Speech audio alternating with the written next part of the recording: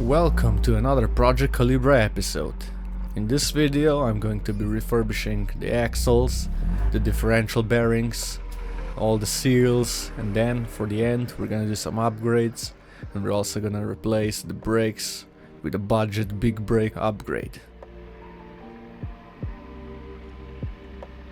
Of course, first things first, we have to jack up the car.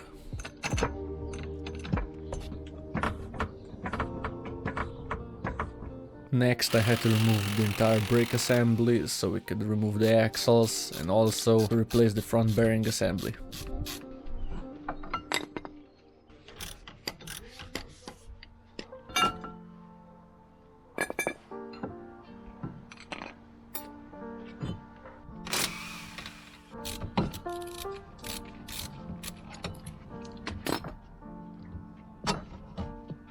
With some persuasion and a giant pry bar, everything came out smoothly.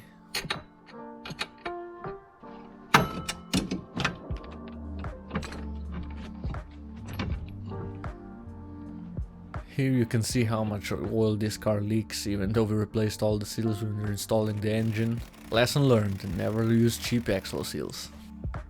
Then it was finally time to remove the whole hub assembly. Here you can see all the bearings were completely worn out. I had a spare set of assemblies lying around with good bearings, so we used those.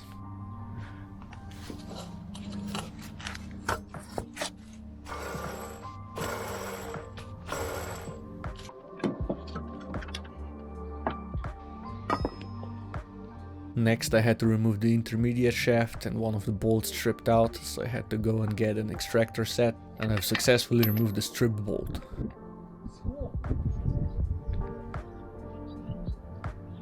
Then it was time for the gearbox oil to come out because I had to remove the differential to replace all the bearings inside.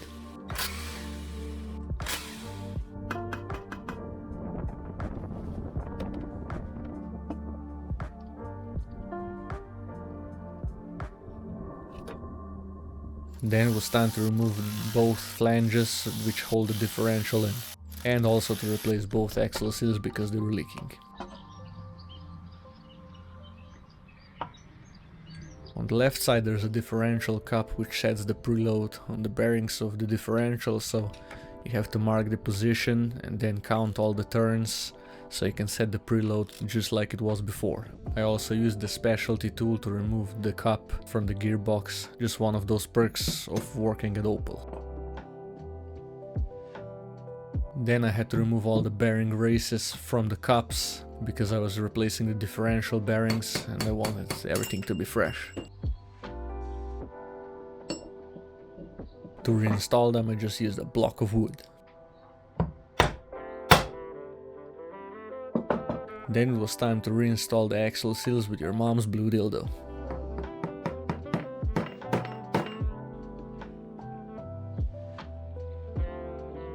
Of course, also the bearing of the intermediate shaft was worn out. The intermediate shaft comes apart pretty easy, a couple bolts, a circlip, and then using the hammer to get the bearing off.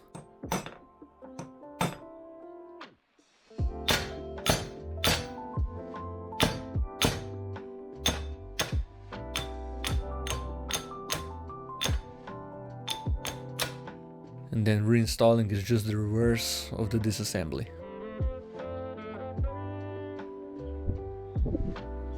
Next up were the CV joints of the axles. You can hear they were clicking badly even outside the car. Of course I also had to stab my finger and bleed all over the place. Just one of those pleasures of working on old cars. To remove the CV joints you have to unclip the circlip inside. It's covered by grease and it's extremely annoying to get off, so after some curse words and using many tools, it finally came off. Repack the new CV joints with grease and back on they went. Never forget, boot first and never hit on the threads of the CV joint.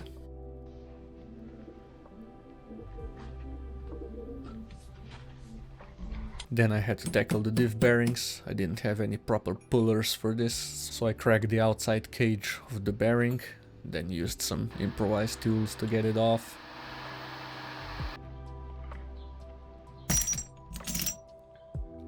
For the other side I just used an angle grinder to cut a slot into it, then used a chisel to crack it, and it came off pretty easily.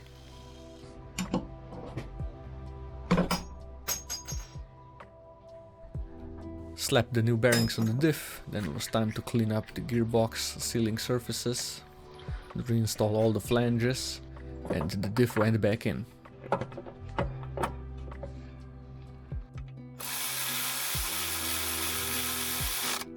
Time to set the preload on the diff, just how it was before. I think it was exactly 5 turns. Also don't forget the little holder for the diff cup. I didn't have a new gasket for the gearbox oil pan, so I just used some RTV. Then just slightly snugged up the bolts, waited for a while for the sealant to harden, and then retighten.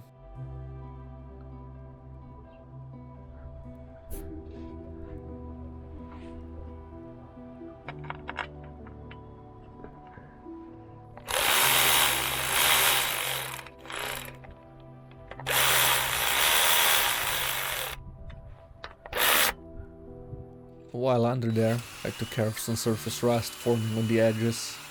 Good time as ever to do that.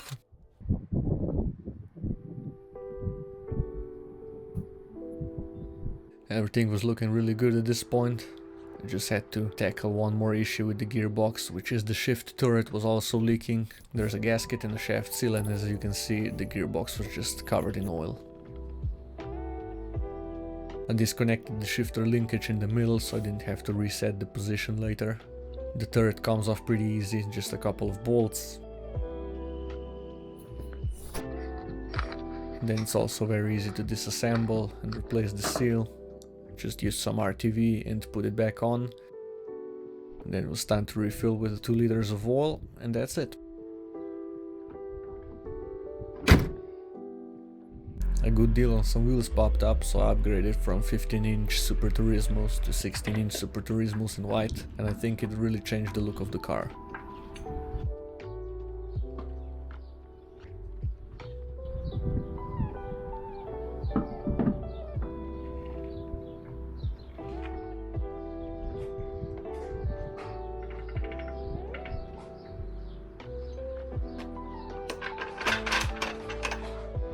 But I was not done yet. A package arrived from a scrapyard in Latvia. I purchased some front brake calipers of a Saab 9.3 first generation, which fits with 288mm discs. These caliper carriers are a direct bolt-on to any Calibra or similar car. I also got these brake rotors of the same car. The only problem is the center bore is slightly larger, so an adapter needs to be made, and also it's 5x110 and the Calibra is 4x100, so I had to get them re-drilled. I also got full rebuild kits for the calipers, then I sent everything off to get sandblasted, then I extracted the piston from the caliper with some compressed air. The inside was a bit gooey, but luckily no damage to the bore. I also applied some rust converter on all the parts, then used some brake caliper paint to refresh them.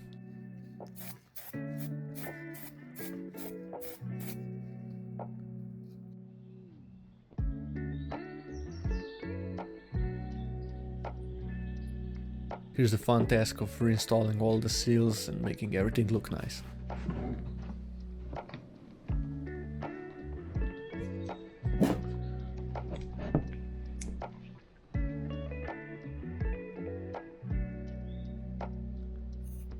Everything went on smoothly, just had to tighten everything up, then re-bleed the brakes.